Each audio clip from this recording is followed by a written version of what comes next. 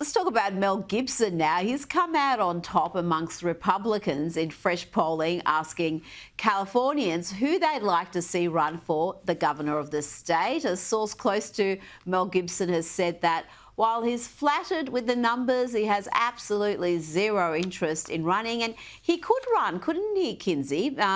We've had Arnold Schwarzenegger as governor of the state, and I think Mel Gibson would make a very interesting candidate.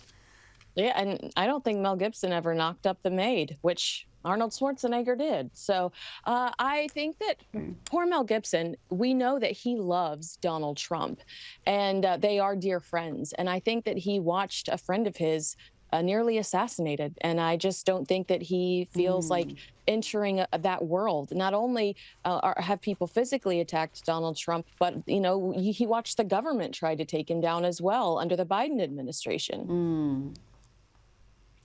Absolutely. And it's interesting that some high-profile people came out in support of Donald Trump after that assassination attempt. I think Sylvester Stallone has spoken about that he was too shy or too weak to say anything beforehand. Obviously, it's the worst thing you can say in Hollywood. And yet, after Trump was shot and he stood up and said fight, he felt compelled to make his support public. Before you go, let's talk about Howard Stern. He was a massive deal for many years. Now, a former intern who worked for him in the 1990s, Stephen Grillo, has told about what it was really like working for this broadcaster and how he was a very different person back then. We've certainly seen his politics shift. He was guilty of some just disgusting antics that would be completely unacceptable today. I would have thought they were unacceptable back then, to be honest with you. But now he's this woke, COVID-terrified lefty.